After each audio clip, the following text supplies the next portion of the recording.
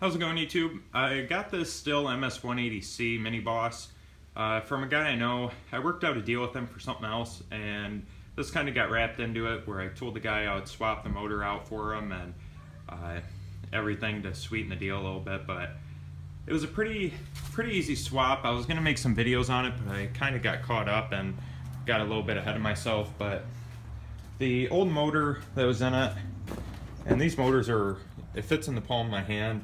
It actually ended up burning up. The rings were burned, and for 40 or 50 bucks for the motor, it really wasn't worth messing around with it when you can get a whole new motor for that price. But got it all back together. Couldn't figure out why it was running roughs. Sometimes it would run, sometimes it wouldn't. So I took the carb off, gave that a good cleaning, and the carb actually looked pretty good, and I was still having issues with it. And then I found, which I'm guessing is probably pretty common, but it actually cracked right here at the grommet, and it was at a point where you could hardly see it. So it took me a little while to figure that out. Like it wasn't pissing gas out of the top of the tank or anything, so it's kind of hard to find. But once I figured that out, now the thing seems to run pretty good. I'm thinking in maybe a year or so, they might want to do a rebuild on the carb. Just when it's cold, like it has a little bit of a bog to it, a little more than normal with a two-stroke, but it does run pretty good once it's warmed up.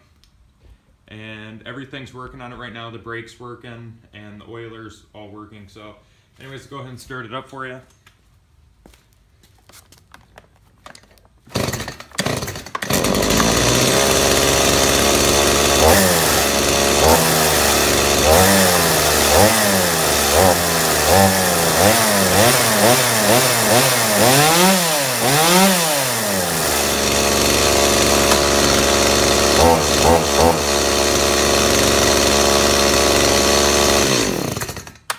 So as you can see, the brake works, and part of the reason why it bogs a little bit on low end might just be due to the fact of I haven't mixed roughly 32 to 1 to wear the motor in a little bit, and I believe these are supposed to run 50 to 1, so it could be part of the reason. But overall it runs pretty good, and I think the guy would be pretty happy to get this back.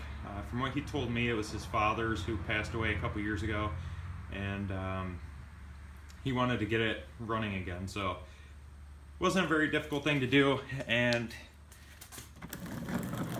the guy should be pretty happy to have his dad saw back and in working order. So anyways, YouTube, I just figured I'd make this little video, show you guys this saw. And if you end up having to do the same thing, swapping a motor on one of these, it's pretty easy to do.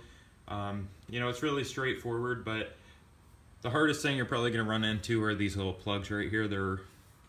It's what holds the handle on, and it's like a rubber grommet that on the other end that holds them in and takes away some of the vibration. But they're a little bit of a pain to get in and out, but besides that, it was a pretty simple, straightforward thing to do. But anyways, YouTube, thanks for watching, and more videos to come.